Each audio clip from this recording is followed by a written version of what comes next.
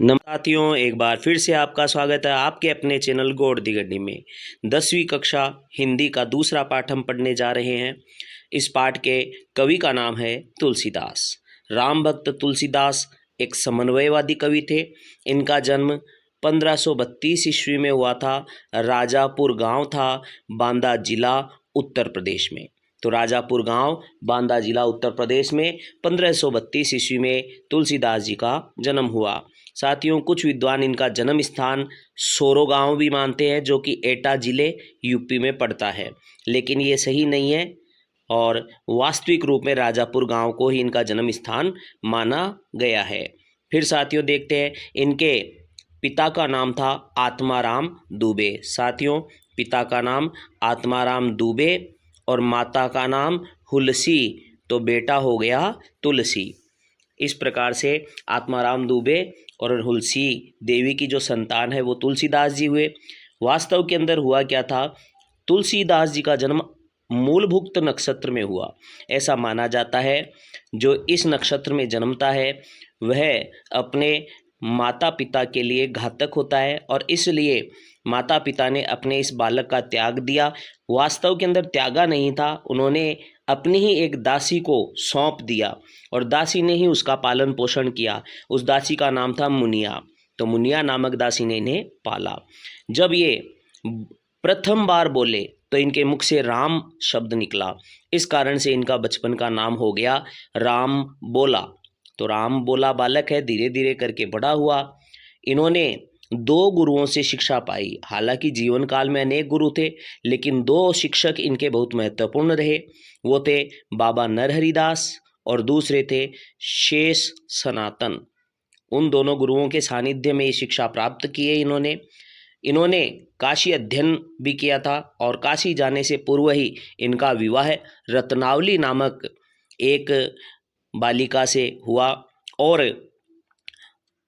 उसका फिर गोना नहीं हो पाया। ससुराल उसे भेजा नहीं गया। तब ये काशी में विद्याध्ययन कर रहे थे। एक रात्रि की बात है, मौसम बड़ा भयानक था, तेज आंधी बारिश हो रही थी और उसी समय में तुलसीदास जी के मन में काम भावना उत्पन्न हुई और इतनी तीव्र थी कि उन्होंने उसी समय अपनी पत्नी से मिलने का विचार किया और रात को ही रवाना हो गए।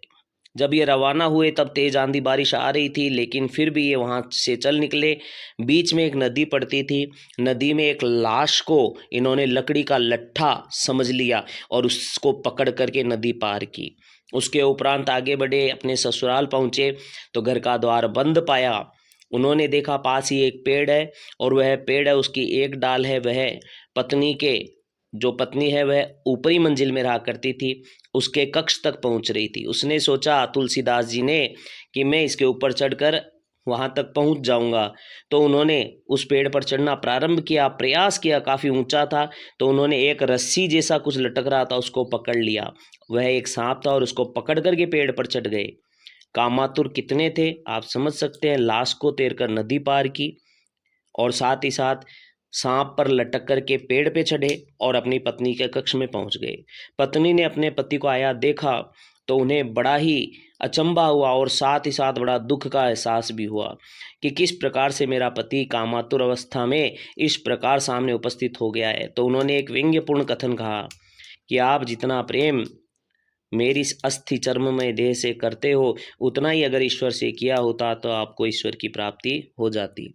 यह कथन सुनकर वे वास्तव के अंदर उनका मोह भंग हुआ और वे वहाँ से चले गए। उसके बाद राम भक्ति में गोते लगाते रहे और राम भक्ति धारा में उन्होंने अनेक प्रकार के ग्रंथ है वह लिख दिए और ग्रंथों के काफ़ी सारे नाम है जो आपको मैं बता रहा हूँ। देखिए साथियों, आपके सामने ये लिखे हुए कुछ नाम है, देखिए ये नाम, तो इनको याद कराते हैं।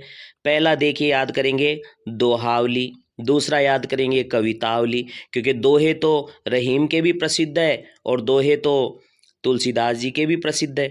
तो दोहावली और कवितावली, दोहावली कवितावली। फिर उसके बाद याद कीजिए गीतावली और कृष्ण गीतावली। दोहावली, कवितावली, गीतावली, कृष्ण गीतावली, ये 4 वलियां आप याद कर लीजिए। उसके बाद में साथियों 2 मंगल याद कीजिए।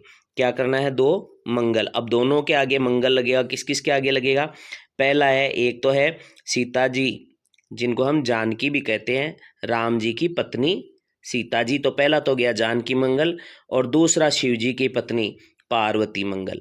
तो जानकी मंगल और पार्वती मंगल 2 रचनाएं ये हो गई। तो 4 तो हो गई वली, 2 हो गई मंगल, जानकी मंगल पार्वती मंगल। और साथियों उसके उपरांत 2 रचनाएं हैं हनुमान से जुड़ी हुई, आपको मिल जाएगी। एक तो आप सब पढ़ते ही हैं, रोजाना पढ़ते होंगे कई तो, हनुमान चालीसा, और दूसरा है हनुमान अष्टक।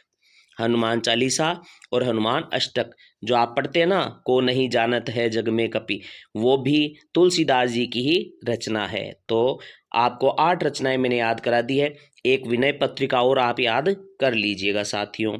इस प्रकार से इन्होंने अध्ययन किया।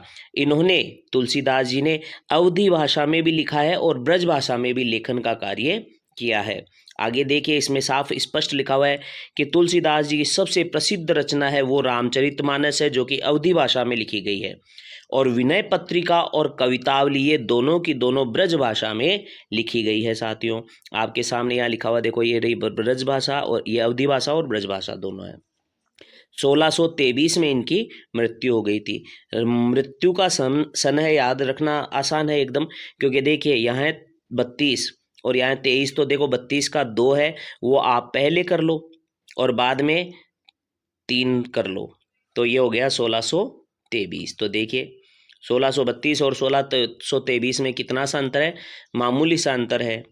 तो ये देखिए, ये इधर आ गया और ये इधर आ गया, इस प्रकार से ये आपको याद हो जाएगा। फिर देखिए साथियों, इनकी जो कुछ विशेषताएं हैं, इनकी विशेषता है, इनका प्रमुख छंद है वो दोहा चौपाई छंद है। इन्होंने ज़्यादातर दोहा चौपाई में लिखे हैं, साथ ही साथ सोरठे, हरिगीतिका आदि छंदों का भी प्रयोग इन्होंने किया है। और आज हम जो साथियों पढ़ने जा रहे हैं वो रामचरितमानस से ही लिया गया है। रामचरितमानस का बालकांड है और बालकांड के अंदर सीता स्वयंवर प्रसंग है, उसके बारे में आज हम पढ़ने जा रहे हैं साथियों। तो साथियों देखिए, राममानस के बालकांड से, रामचरितमानस के बालकांड से ये प्रसंग लिया गया है। सीता जी का स्वयंवर था और उसके अंदर राम जी ने धनुष भंग कर दिया, राम जी ने धनुष भंग कर दिया। परशुराम जी को ये समाचार मिल गया, क्योंकि धनुष भंग होने की जो ध्वनि थी वो परशुराम जी के कानों में पड़ी। शिव जी यानी अपने गुरु जी का धनुष टूटा हुआ जब उन्होंने देखा तो वो बहुत क्रोधित हो गए और आपे से बाहर हो गए। आपे से बाहर होना का मतलब बहुत गुस्से में आ जाना, अपने जो है इतना क्रोध करना कि किसी भी प्रकार से नियंत्रण में न रह पाना। राम थे वो बड़े विनम्र थे और विनम्रता के साथ परशुराम जी को उन्होंने जो भी बात कही उन्होंने सुनी, वैसा जवाब दिया। विश्वामित्र जी ने भी समझाया और अंततः राम जी की शक्ति परीक्षा हुई। शक्ति परीक्षा कैसे हुई, शिव जी का एक धनुष जो टूट चुका था और दूसरा धनुष वो परशुराम जी के पास था, और परशुराम जी के सिवा उस धनुष को ऐसा कोई व्यक्ति नहीं था जो उठा सके, क्योंकि वह शिव जी का धनुष था और उसे केवल शिव के समान ही शक्तिशाली कोई उठा सकता था। और राम जी को जब परशुराम जी ने वो धनुष दिया तो राम जी के हाथ में स्पर्श होते ही वह स्वतः ही शिव के पास चला गया। इस प्रकार से उनका बाद में गुस्सा शांत होता है। और इसी के पहले जब राम जी, लक्ष्मण जी और परशुराम के बीच में जो संवाद हुआ, वो संवाद है यहाँ प्रसंग के रूप में आया है। परशुराम के क्रोध भरे वाक्यों का जवाब है वे लक्ष्मण जी व्यंग्य वचनों से देते हैं। और इस प्रसंग की विशेषता क्या है, देखिए साथियों, इस प्रसंग की विशेषता है कि इसमें लक्ष्मण जी के कथनों में वीर रस और व्यंग्य दोनों एक साथ देखने को मिलता है। साथ ही व्यंजना शैली का इसमें बहुत प्रयोग किया गया है। तो चलिए अब देखते हैं इस प्रसंग को। देखिए साथियों, इस चित्र में आप देखेंगे यहाँ पर परशुराम जी ये खड़े हैं, यहाँ पर ये विश्वामित्र मुनि है, यहाँ राजा जनक है और यहाँ पर ये प्रभु श्री राम और ये लक्ष्मण जी। देखिए हाथ का इशारा करके कुछ न कुछ कह रहे हैं और व्यंग्यपूर्ण कथनों से परशुराम जी का क्रोध देखिए बढ़ रहा है, चेहरे पे साफ दिख रहा है और उनका इशारा किस ओर है, शिव जी के धनुष की ओर। परशुराम जी पूछ रहे हैं किसने तोड़ा, तो किसने तोड़ा ये बात सुनते ही सर्वप्रथम कौन बोलेंगे साथियों, देखिएगा, सर्वप्रथम जो बोलेंगे वो है प्रभु श्री राम। तो जब परशुराम जी ने पूछा कि ये शिव का धनुष किसने तोड़ा, तो इसका पहला जवाब है कौन देंगे? श्री राम जी देंगे। तो चलिए करते हैं पाठ शुरू। साथियों, पहले 2 पंक्ति पढ़ूंगा, बाद के अंदर आपको उसका भावार्थ एक एक शब्द के माध्यम से बताऊंगा। नाथ शंभु धनु भंज निहारा, होये क्यों एक दास तुम्हारा।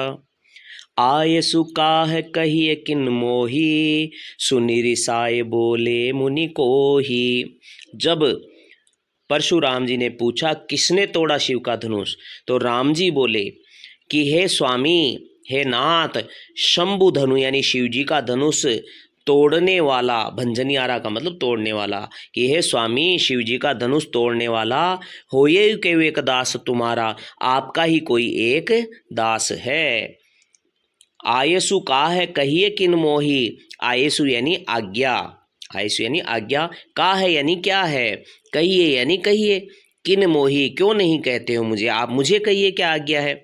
सुन्नी रिसाए बोले मुनि कोई, रिसाए यानी क्रोधित होकर के, बोले का मतलब बोले और मुनि का मतलब मुनि परशुराम जी, कोही का मतलब क्रोधी होकर, क्रोधित होकर के परशुराम जी क्रोधी स्वभाव वाले थे, तो क्रोधी स्वभाव वाले परशुराम जी क्रोधित होकर बोले।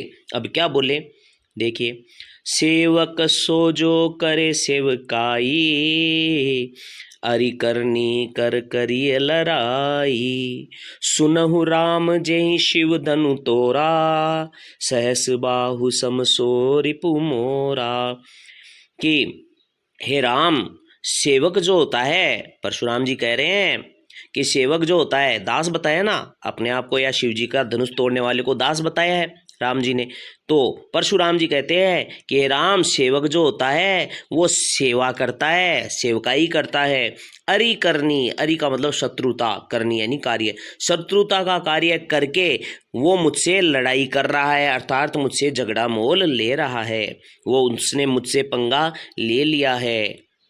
परशुराम जी दूसरी भाषा में या हमारी फिल्मी भाषा में कहते हैं तो वो कह रहे हैं अट्टा माजी सटकेली। तो इस प्रकार का कोई भाव वो बता रहे हैं। तो देखिए उनका दिमाग बड़ा क्रोधित हो चुका है। फिर क्या कहते हैं, सुनहु राम जय शिव धनु तोड़ा, हे राम, जिसने भी शिव जी का धनुष तोड़ा है। देखो शिव धनु, शिव जी का धनुष तत्पुरुष समास है ना, शिव धनु तोड़ा है। सहस्त्र बाहु सम सो रिपु मोरा, सहस्त्र बाहु के समान। तो साथियों देखिए यहाँ पर एक शब्द आया है सम, सम है उपमा अलंकार की पहचान है कि हे राम, जिसने भी शिव जी का धनुष तोड़ा है वो सहस्त्र बाहु के समान मेरा रिपु है। रिपु का मतलब शत्रु है। देखिए शत्रु के जो है पर्यायवाची शब्द खूब सारे आ चुके हैं। एक तो आप आया है इसमें अरि, अरि, फिर एक आया रिपु। तो ये अरि और रिपु दोनों ही किसके पर्यायवाची हैं? शत्रु के पर्यायवाची हैं साथियों। फिर आगे देखते हैं, वो सहस्त्रबाहु के समान मेरा परम शत्रु है। फिर उसके बाद में चले, क्या कहते हैं परशुराम जी, सो बिलगाऊ बिहाई समाजा, नत मारे जे हई सब राजा। बिलगाऊ का मतलब अलग हो जाए, विहाई यानी समस्त, समाजा यानी राज समाज से। जिसने भी ये शिव जी का धनुष तोड़ा है वो इस राज समाज से अलग हो जाए। न तमारे जे हई सब राजा, नहीं तो सारे के सारे राजा मेरे हाथों से मारे जाएंगे। सुनि मुनि वचन लखन मुस्काने, बोले पर सुधरई अवमाने। ये मुनि यानी परशुराम जी के वचन सुन करके लक्ष्मण जी मुस्कुराने लगे, और परशुराम जी यानी फरसा धारण करने वाले परशुराम जी की अपमान करते हुए या अवमानना करते हुए वो बोले।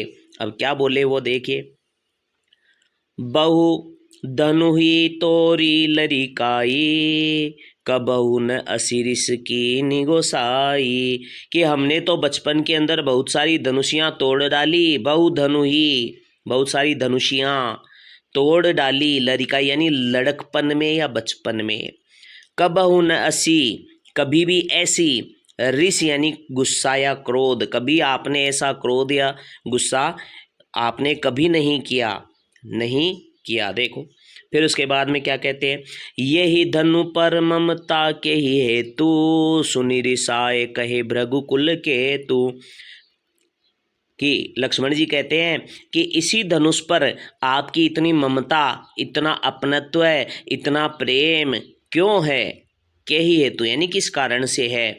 सुनि रिसाए कहे भृगुकुल केतु, क्रोधित होकर के जब लक्ष्मण जी की ऐसी बातें सुनी, जब लक्ष्मण जी की यह बातें सुनी ना कि हमने तो बचपन में बहुत सारे धनुष तोड़ डाले, आपने कभी भी ऐसा गुस्सा नहीं किया है गोस्वामी जी, आपका इसी धनुष पर इतना प्रेम, इतनी ममता क्यों है। ये बातें सुनी तो भृगुकुल के केतु यानी सूर्य या पताका, भृगुकुल के सूर्य या पताका रूपी परशुराम जी है, वे गुस्से में आकर बोले।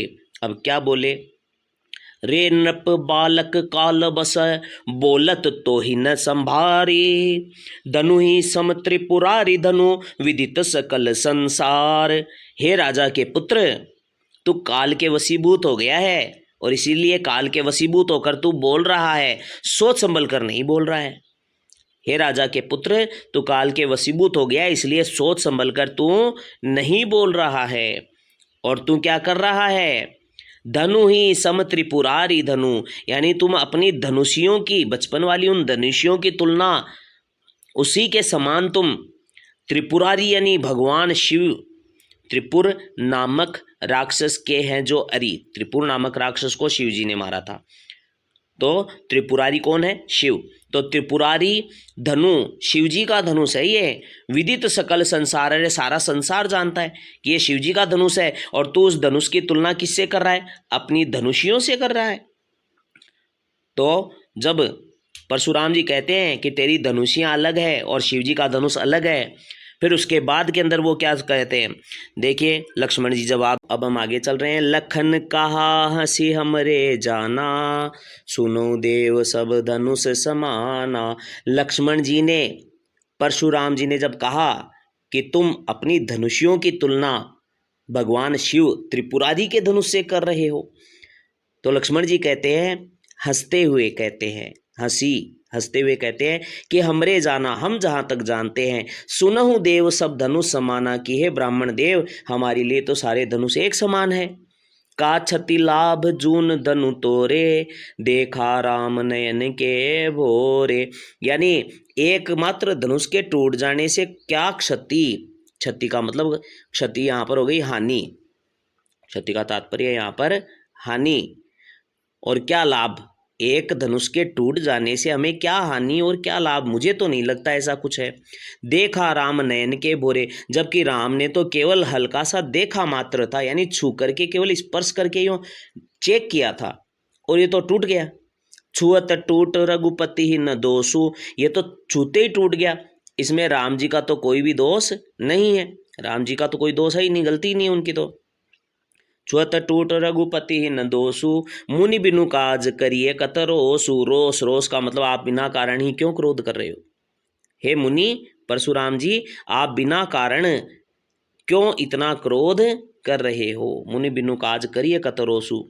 फिर उसके बाद में परशुराम जी क्या करते हैं, बोले चिते परसु की ओरा, बोले चिते परसु की ओरा, रे सट सुन्यो सुभाव न मोरा। परशुराम जी ने अपने फरसे की ओर, चिते, चिते का मतलब है देखा, फरसे की ओर उन्होंने देखा और देख करके बोले, क्या बोले, रे सट सुन्यो, रे सट, सट यानी मूर्ख, सुन्यो स्वभाव न मोरा, तू मेरा स्वभाव के बारे में सुना नहीं, तू मेरे स्वभाव के बारे में कभी किसी से सुना होता ना तो आज ऐसे नहीं बोल पाता। तो रे सट सुन्यो स्वभाव न मोरा, परशुराम जी ने कहा। अभी आगे और कहेंगे, परशुराम जी अपने बारे में विशेषताएं अपनी सारी बताएंगे, देखिए हैं बड़ बोले हैं ना इसलिए।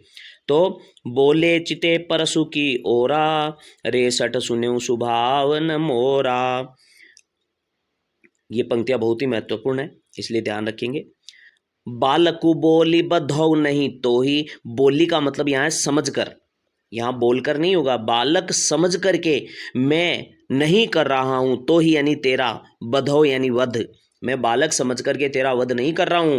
केवल मुनि जड़ जाने ही मोही, तो मुझे केवल सामान्य मुनि मत समझ लेना, जड़ का मतलब सामान्य मुनि मत समझ लेना, मैं क्षत्रिय भी हूं साथ में, क्या क्या हूँ मैं, देखो अब अनेकों विशेषताएं जो है परशुराम जी अपने मुख से अपनी विशेषताएं बताएंगे। पहली विशेषता, बाल ब्रह्मचारी, मैं बाल ब्रह्मचारी हूँ। अति कोही, अत्यंत क्रोधी स्वभाव वाला हूँ, 2 विशेषता। विश्व विदित क्षत्रिय कुलद्रोही, और क्षत्रियों का सबसे बड़ा मैं दुश्मन हूँ। भुजबल भूमि, भूप बिनु कीनी, यानी धरती को अपनी भुजाओं की शक्ति से क्षत्रिय राजाओं से मैंने खाली कर दिया, चौथी विशेषता आ गई। और विपुल बार में ही देवन दीनी, किसको दे दिया, ब्राह्मणों को दे दिया अनेकों बार। अनेकों बार मैंने ये धरती ब्राह्मणों को दान में दे दी, क्षत्रिय राजाओं से छीन करके, क्षत्रिय राजाओं को मार करके। तो देखो सारी विशेषताएं 5 विशेषताएं हैं।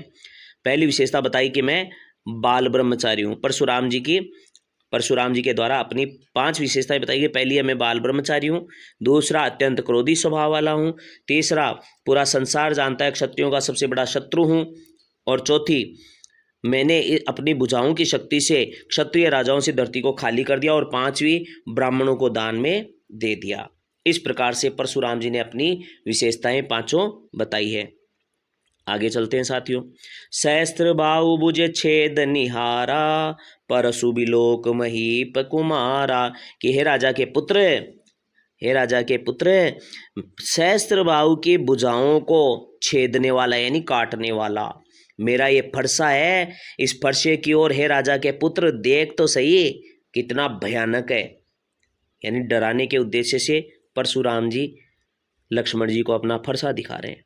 फिर आगे क्या कहते हैं देखो, और भी ज्यादा डर लगे इसलिए वो कहते हैं कुछ, वो क्या कहते हैं सुनिएगा। वो कहते हैं, माँ तू पितई जनी सोच बस है, करसी महिष किशोर। अरे अपने तू माता पिता को क्यों सोच के वशीभूत कर रहा है, क्यों चिंता में डाल रहा है, क्यों चिंता में डाल रहा है। मातु पितई जनी सोच बस है, यानी माता पिता को मत सोच में डाल।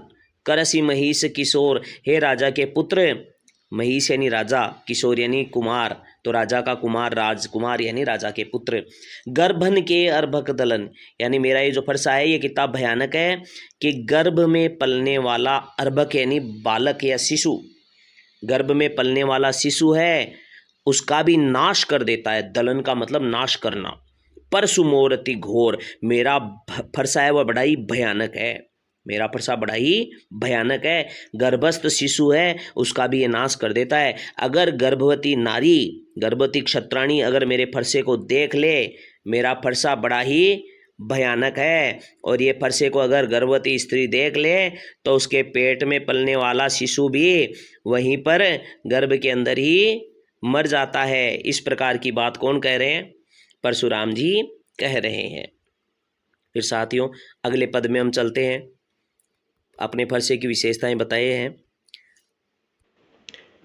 लक्ष्मण जी बोले, जब ये इतनी विशेषताएं जब उन्होंने परशुराम जी की खुद की फरसे की सुनी तो लक्ष्मण जी मुस्कुराने लगे और मुस्कुराते हुए व्यंग्यपूर्ण भावों से बोले, वियसी लखन बोले मुनि मृदुबानी, वियसी लखन बोले मृदुबानी, अहो मुनीस महाभट्ट मानी। मुस्कुराते हुए हंसते हुए लक्ष्मण जी मृदुवाणी यानी व्यंग्यपूर्ण मृदुवाणी में बोले, ओहो हे महामुनि, हमने तो आपको महान योद्धा मान लिया। महाभट्ट, भट्ट का मतलब होता है योद्धा, भट्ट का मतलब होता है साथियों योद्धा। हे महामुनि, हमने तो आपको महान योद्धा मान लिया है। पुनि पुनि कैसे माना, पुनि पुनि मोही, पुनि पुनि में पुनरुक्ति प्रकाश अलंकार है, क्योंकि एक शब्द जब 2 बार आता है और अर्थ वही समान होता है तो पुनरुक्ति प्रकाश अलंकार हो जाता है। अगर भिन्न हो जाए अर्थ तो यमक हो जाएगा, लेकिन यहाँ पर जब जब तब तब ये सारे शब्द जब आते हैं ना वो बार बार ये सब एक ही अर्थ प्रकट करते हैं, इसलिए पुनरुक्ति प्रकाश अलंकार होता है। तो देखिए, पुनि पुनि मोहे देखाव कुठारू, फरसा, फरसा को परसु भी कहा है, कुठार भी कहा है, और भी बहुत सारे शब्द हैं। पुनि पुनि मोहि देखाव कुठारू, चहत उड़ावन फूंकी पहाड़ू, फूंक से पहाड़ उड़ाना मुहावरा है, यानी आप मुझे बार बार फरसा दिखा रहे हो मानो फूंक से पहाड़ उड़ाना चाह रहे हो, यानी आप मुझे फरसा दिखा करके ही डरा देना चाहते हो, लेकिन मैं डरने वाला नहीं हूँ, मुझे डरा आप नहीं सकते हो। लक्ष्मण जी कहते हैं, यहाँ कुंभड़ बतिया कौ नाही, कुंभड़ बतिया का मतलब होता है छुई मुई के पौधा, तो छुई मुई के पौधे जैसा कोई नहीं है, छुई मुई के पौधे को स्पर्श करते ही वह सिकुड़ जाता है।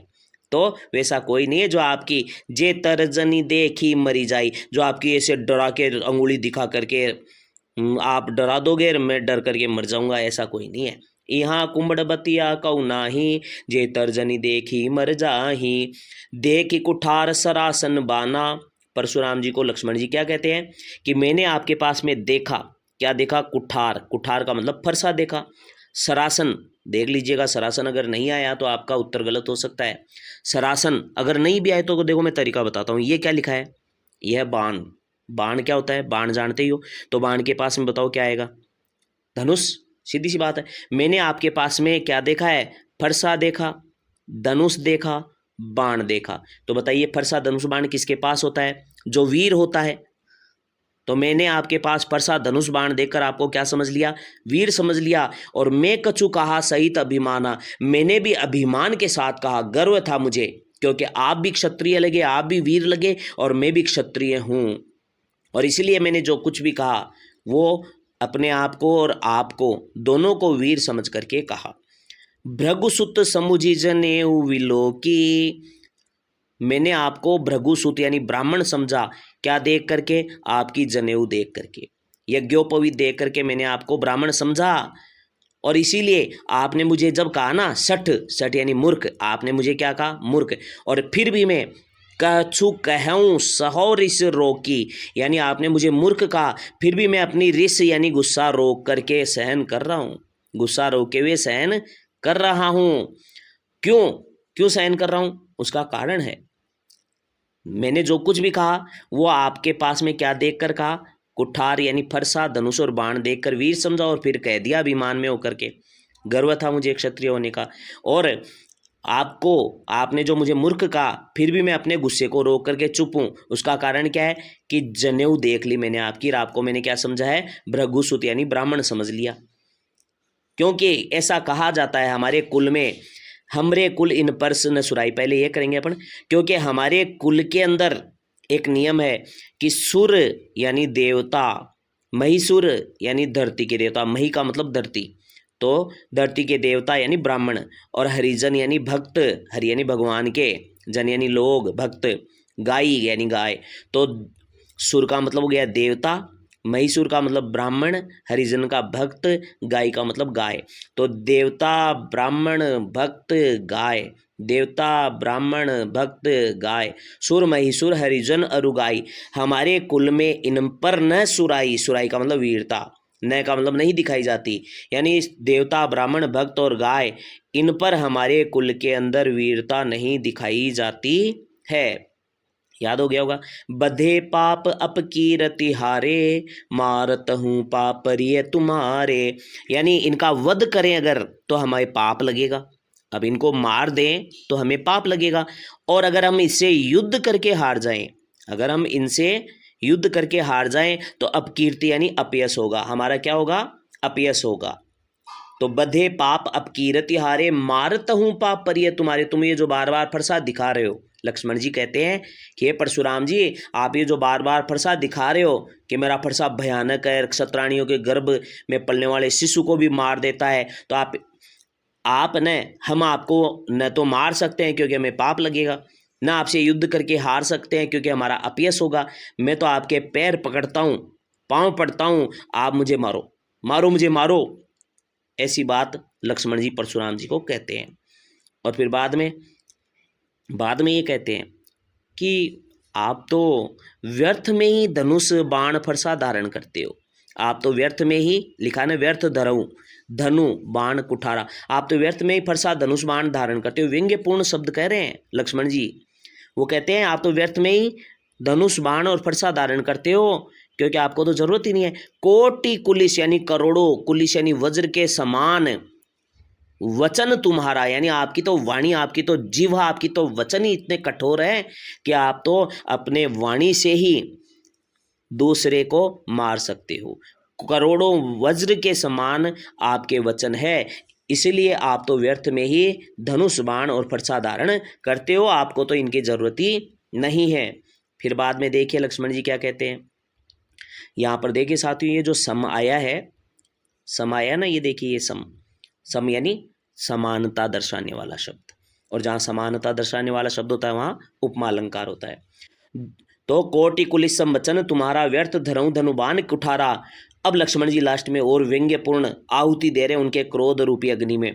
जो बिलोकी यानी जैसा देखा, बिलोकी का मतलब देखा, जैसा मैंने देखा, अनुचित अगर मैंने कह दिया हो, जैसा देखा वैसा मैंने कहा, मेरे विचार में तो सही कहा, लेकिन अगर आपको लगता है कि मैंने अनुचित कह दिया हो तो क्षमहु महामुनि धीर, हे महामुनि मुझे क्षमा कर दीजिए और धैर्य धारण कीजिए, मुझे क्षमा कर दीजिए और धैर्य धारण कीजिए। ऐसी बात सुनते ही भृगुवंश मणि यानी परशुराम जी क्रोधित होकर, सरोष यानी क्रोध के साथ जब ये सारी बातें सुनी, सुनने के बाद परशुराम जी क्रोध के साथ बोले, गिरा, गिरा का मतलब वाणी, गिरा का मतलब है वाणी, क्या बोले, गिरा यानी वाणी, गंभीर वाणी में बोले। अब गंभीर वाणी में क्या बोले वो आपके पाठ्यक्रम में साथियों हट चुका है। पहले 6 पद थे, अब मात्र 3 पद रह गए हैं, तो पाठ तो पूर्ण हो चुका है। अब चलते हैं हम प्रश्नोत्तर में। तो साथियों अब चलते हैं हम प्रश्नोत्तर के ओर। तो प्रश्नोत्तर देख लेते हैं। जो पहला प्रश्न है वो देखिए क्या है साथियों। पहला प्रश्न यहाँ लिखा हुआ है, पहला प्रश्न लिखा हुआ है साथियों कि परशुराम जी के क्रोध करने पर धनुष के टूट जाने के लक्ष्मण जी ने कौन कौन से तर्क दिए। लक्ष्मण जी ने क्या क्या कहा कि ये धनुष इन इन कारणों से टूट गया। तो देखिए कुछ जो तर्क हैं वो मैं आपके सामने प्रकट कर रहा हूँ, एकदम सरलतम भाषा में, आपको पूरे याद हो जाएंगे, इस बात की गारंटी है। अब ध्यानपूर्वक सुनिएगा।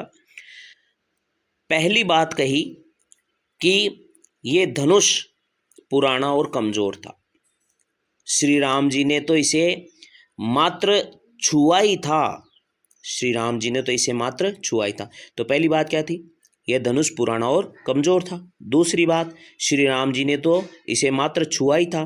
तीसरी बात, ये तो छूते ही टूट गया, इसमें राम का कोई दोष नहीं है।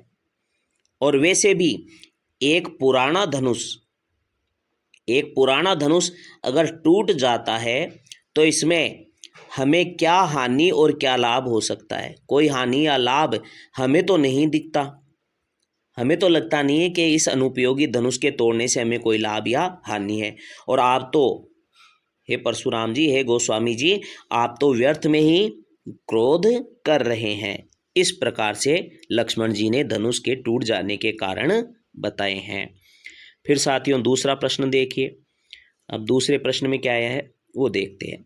दूसरा प्रश्न है, परशुराम के क्रोध करने पर राम और लक्ष्मण की जो प्रतिक्रिया हुई, राम और लक्ष्मण की जो प्रतिक्रिया हुई, तो दोनों का स्वभाव बताना है। एक तो बताना है राम जी का स्वभाव, एक बताना है लक्ष्मण जी का स्वभाव।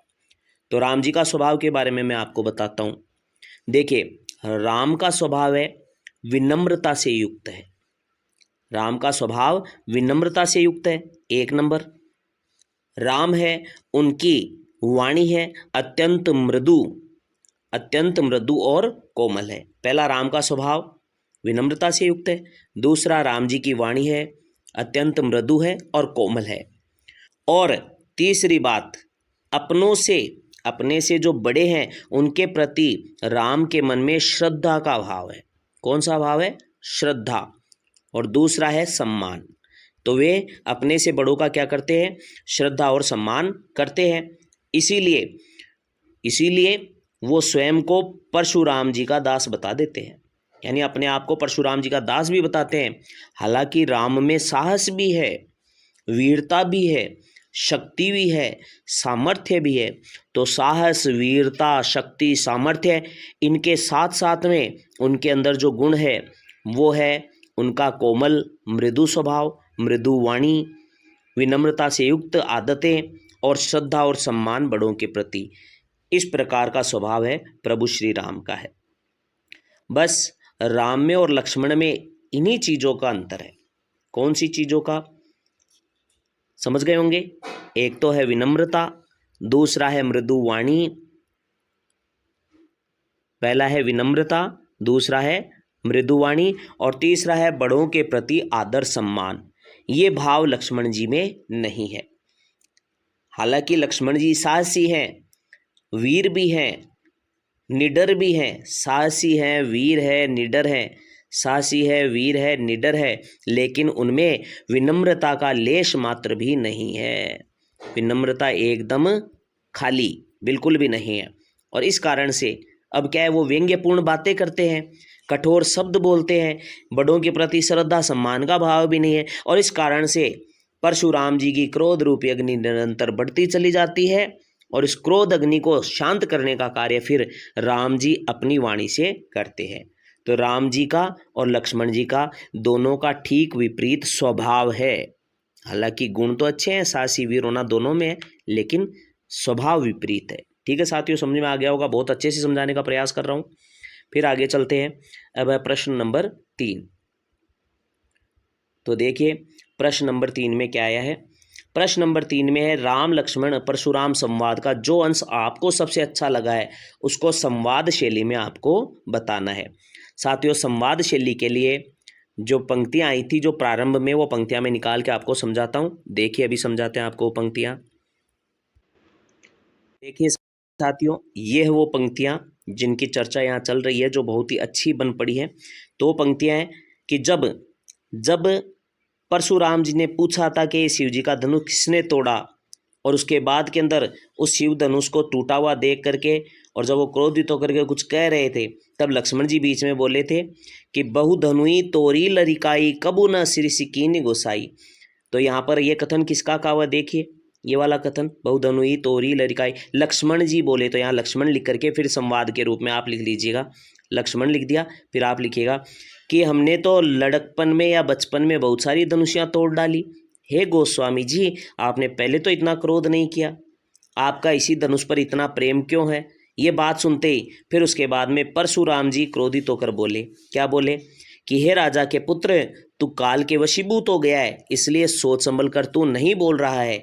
तो ये अपनी धनुषियों की तुलना शिव जी के धनुष से करता है, ये शिव जी के धनुष के बारे में तो सारा संसार जानता है।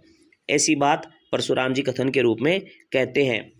फिर उसके बाद के अंदर आगे और कथन है, वो कथन और आपको बता देता हूँ। फिर देखिए अब यहाँ पर लक्ष्मण जी कहते हैं कि लखन कहा हंसी हमरे जाना। लक्ष्मण जी कहते हैं, यहाँ लक्ष्मण आ जाएगा संवाद में, कि जहाँ तक मैं जानता हूँ हे देव, सब धनुष समान ही है, किसी धनुष के टूट जाने से क्या हानि क्या लाभ। जो तो राम जी ने केवल देखा मात्र था, ये तो छूते ही टूट गया, राम जी का कोई दोष ही नहीं है, और आप तो बिना ही कारण ही क्रोध कर रहे हो। ये बात सुनते ही फिर परशुराम जी क्या कहते हैं, देखिए परशुराम जी कहते हैं अपने फरसे की ओर देकर, अरे मूर्ख, तू मेरा स्वभाव नहीं जानता, मैं बालक समझ के तुझे मार नहीं रहा, तू मुझे केवल सामान्य मुनि समझ रहा है। तो इस प्रकार का ये पूरा कथन है, बड़ा ही शानदार बन पड़ा है। तो ये संवाद बहुत अच्छा है, आप इसको लिख सकते हैं। फिर अब आता है अगला प्रश्न, प्रश्न नंबर है 4। तो देखिए परशुराम जी ने अपने बारे में क्या क्या कहा, इस पद्यांश के आधार पर बताना है। तो इस पद्यांश के आधार पर बता देते हैं। देखिए परशुराम जी ने क्या कहा, मैं बाल ब्रह्मचारी हूँ, अत्यंत क्रोधी स्वभाव वाला हूँ, 2 बात। तीसरा, क्षत्रियों का सबसे बड़ा शत्रु हूँ, संसार जानता है ये बात, और मैंने अपनी भुजाओं की शक्ति से इस धरती को क्षत्रिय राजाओं से खाली कर दिया, और अनेक बार धरती के देवता यानी ब्राह्मणों को दान में दे दिया। मेरा ये फरसा भी बड़ा ही भयानक है हे राजा के पुत्र, ये इतना भयानक है कि इसको देखते ही गर्भवती क्षत्राणियों के गर्भ में पलने वाले शिशु है उनका भी नाश हो जाता है। तो ये सारी बातें परशुराम जी ने अपने बारे में कही थी, और अपने साथ ही फरसे के बारे में भी, उसकी भयानकता के बारे में कही। ये आपके पूर्ण। फिर उसके बाद में देखिए साथियों, अगला जो प्रश्न है वो प्रश्न है आपके, लक्ष्मण ने वीर योद्धा की क्या विशेषताएं बताई है। साथियों ये सिलेबस से हट चुका है, ये जो आया ना ये प्रश्न 5वां, ये सिलेबस से हट चुका है, लेकिन मेरे को याद है तो मैं आपको वो एक बार लिख करके बता देता हूं। तो साथियों वो सुन लीजिए, वो क्या है, सूर समर करनी करही नावही आप, विद्यमान रण पाई रिपु कायर कथई प्रताप। लक्ष्मण जी कहते हैं कि जो शूर होता है वो समर यानी युद्ध क्षेत्र में, सूर समर करनी करही यानी वो करके दिखाता है युद्ध, योद्धा होता है, वीर होता है, वह युद्ध क्षेत्र में युद्ध करके दिखाता है। कहीं न जनावई आप, यानी वो कह करके अपनी वीरता का बखान नहीं करता। और विद्यमान रण पाई रिपु, यानी दुश्मन को युद्ध क्षेत्र में सामने पा करके कायर कथई प्रताप, जो प्रताप अपने यश का बखान करता है वो वीर नहीं होता है बल्कि कायर होता है। यानी युद्ध क्षेत्र में वीरता दिखानी पड़ती है, न कि अपनी वीरता का बखान करना होता है। और अगर कोई वीरता का बखान युद्ध क्षेत्र में शत्रु के सामने करता है वो वास्तव में कायर होता है। ये बात वीर योद्धा की विशेषताओं के रूप में लक्ष्मण जी ने कही। फिर आगे देखिए, अगला जो प्रश्न है वो है साहस और शक्ति के साथ विनम्रता हो तो और भी श्रेष्ठ है। इस कथन के आधार पर अपने विचार लिखिए। तो देखिए, कथन में सीधी सी बात है, राम और लक्ष्मण जी के स्वभाव की विशेषताओं को लेकर के जो पिछला प्रश्न बताया था उसी में उत्तर आया था। तो देखिए, वैसे तो लक्ष्मण जी अत्यंत साहसी थे, वीर थे, निडर थे, लेकिन उनमें विनम्रता का अभाव था। और इसी कारण से वे जब व्यंग्योक्तियाँ और व्यंग्यपूर्ण कथनों के द्वारा परशुराम जी के क्रोध को बढ़ा देते हैं तो वे बार बार फरसा दिखा करके उसको मारने के लिए तैयार होते हैं। लेकिन उसी समय में राम जी आकर के विनम्रता पूर्वक वचन बोल करके और अपनी शीतल वाणी से उनके क्रोध को शांत करते हैं, और क्रोध को शांत करके फिर उनसे याचना भी करते हैं, अपने आप को दास भी बताते हैं। इस प्रकार से देखा जाए तो राम जी भी साहसी है, वीर है, लेकिन विनम्रता के कारण परशुराम जी की क्रोध रूपी अग्नि को शांत करने में वो समर्थ हो सकते हैं, जबकि लक्ष्मण जी के कारण से बना हुआ काम भी बिगड़ रहा होता है। तो इसलिए साथियों, सदैव अगर कोई क्रोधित हो रहा होता है तो उसके सामने शांति के साथ उपस्थित हो, ताकि आपका बनता हुआ काम बिगड़े नहीं। अब है अगला प्रश्न, और अगला प्रश्न आपके सामने देखिए, भाव स्पष्ट करना है। इनका भावार्थ वैसे सारा बता चुका हूं पर जल्दी से बता देता हूं।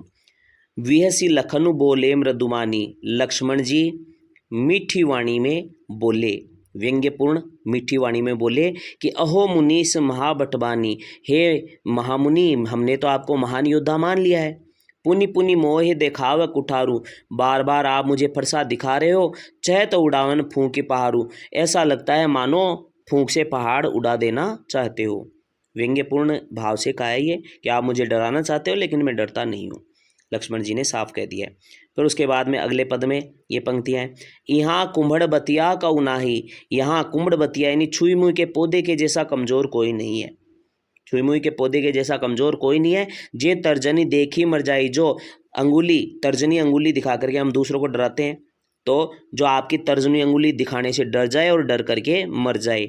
देख कुठार सरासनु बाना, मैंने जो कुछ भी कहा वो आपके पास में कुठार यानी फरसा, सरासन यानी धनुष, और बाने यानी बाण देख करके अभिमान सहित का, क्योंकि ये जिसके पास भी होते हैं वो वीर होता है, और मैं भी वीर हूँ, तो मैंने वीरता पूर्वक वचन कहे। फिर आगे क्या कहते हैं देखिए, इस पूरे पाठ के आधार पर तुलसी के भाषा सौंदर्य की विशेषताएं इसमें बतानी है। तो देखिए साथियों, अब प्रश्न नंबर है ये भाषा सौंदर्य की विशेषताएं।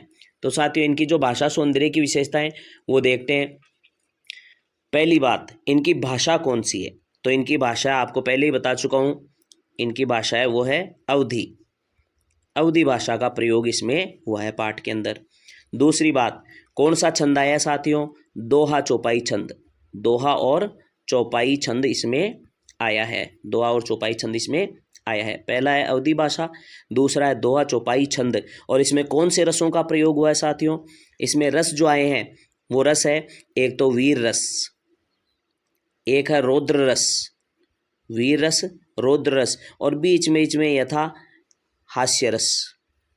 ठीक है, तो वीर रस, रौद्र रस और हास्य रस। तो पहली बताई अवधी भाषा, उसके बाद के अंदर दूसरी बताई दोहा चौपाई छंद, तीसरा बताया इसमें रसों का प्रयोग, चौथा बता रहा हूँ अलंकार। अलंकार पहला अनुप्रास अलंकार का प्रयोग हुआ है, और उसके बाद के अंदर अनुप्रास के साथ के अंदर पुनरुक्ति प्रकाश आया है, उपमा अलंकार आया है, और साथ ही साथ में अतिशयोक्ति अलंकार भी आया है। इस प्रकार से ये 3-4 अलंकारों का प्रयोग इसमें हुआ है। और इसके अलावा इनकी भाषागत विशेषताएं देखिए, अन्य सुनने में बड़ा ही मधुर है, और ये गेय शैली है। कौन सी शैली है साथियों? गेय। गेय शैली का मतलब जिसको गाया जा सके। मैंने गा करके भी आपको सुनाया है, श्रुति माधुर्य यानी सुनने में बड़ी मधुर लगती है। ये शब्द याद कीजिएगा, गेय शैली, श्रुति माधुर्य गुण, ये सारे गुण है। और साथ ही साथ इसमें हास्य रस का भी प्रयोग हुआ है, मुहावरों का भी प्रयोग हुआ है, फूंक से पहाड़ उड़ाना, मुहावरों का भी इसमें प्रयोग हुआ है। काफ़ी सारी बातें मैं आपको बता रहा हूँ। साथ ही साथ में इसकी जो संवाद योजना है बड़ी शानदार है।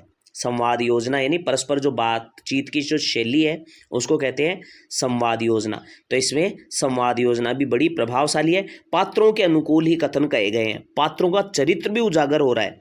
जैसे लक्ष्मण जी है, उनका बोलने का अंदाज, परशुराम जी का बोलने का अंदाज और राम जी का बोलने का तरीका, ये तीनों ही अलग अलग तरीके से अपने व्यक्तित्व को, अपने चरित्र को है प्रकट करते हैं अपनी भाषा शैली के माध्यम से। ये सारे गुण किस में आ जाएंगे? ये सारे गुण आएंगे आपके प्रश्न नंबर 8 के उत्तर में। साथियों वापस से रिपीट कर लीजिएगा, नोट कर लीजिएगा एक एक बात को, बड़ी उपयोगी बातें हैं, बहुत अच्छे से समझाई गई है। आपको कहीं भी गाइड वगैरह में ऐसे समझाते हुए कहीं भी लिखा हुआ नहीं मिलेगा। फिर आगे देखते हैं। इस पूरे पाठ में व्यंग्य का अनूठा सौंदर्य है। साथियों ये प्रश्न मैं आपको नहीं समझाऊंगा, सीधा सा मैं बता देता हूं कैसे उत्तर बनेगा। उत्तर बनेगा लक्ष्मण जी के जितने भी कथन हैं, लक्ष्मण जी के जितने भी कथन हैं वो सारे के सारे कथन आप इसमें भावार्थ रूप में लिख दीजिए, वही इसका उत्तर होगा।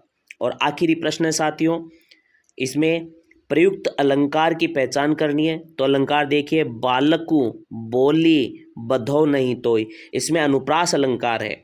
और अनुप्रास के साथ और बता देता हूं मैं आपको, अनुप्रास का एक भेद होता है जिसमें एक वर्ण अगर 2 से अधिक बार आता है, कोई भी वर्ण 2 से अधिक बार आता है तो उसको कहते हैं आवृत्ति होने के कारण से, आवृत्ति होने के कारण से उसको कहते हैं वृत्त्यानुप्रास। क्या कहते हैं? वृत्त्यानुप्रास। तो साथियों ये हो गया, इसमें अलंकार कौन सा है? आवृत्ति होने से है तो अनुप्रास ही, परंतु अनुप्रास का भेद भी बता दिया मैंने आपको, आवृत्ति होने से वृत्त्यानुप्रास अलंकार। फिर है कोटि कुलिस, कै होने से, एक तो अनुप्रास अलंकार हो गया इसमें, कै कोटि कुलिस ये अनुप्रास अलंकार। और सम शब्द आने से समानता, और समानता जहाँ होती है वहाँ हो गया उपमा अलंकार। तो साथियों इसमें 2 अलंकार है, एक तो अनुप्रास अलंकार और एक है उपमा अलंकार इस वाली पंक्ति में। तो इस प्रकार से ये पाठ पूर्ण हो चुका है। वीडियो बहुत बड़ा है, लेकिन साथियों गारंटी है एक बार इस वीडियो से पढ़ लिए कभी गलत नहीं हो सकता इस पाठ का कोई प्रश्न, इस बात की गारंटी है मेरी। ठीक है साथियों, धन्यवाद। आप मेरे वीडियो को शेयर कर दें, सब्सक्राइब ज़रूर करें और वीडियो पूरा देखें। धन्यवाद। जय सिया राम।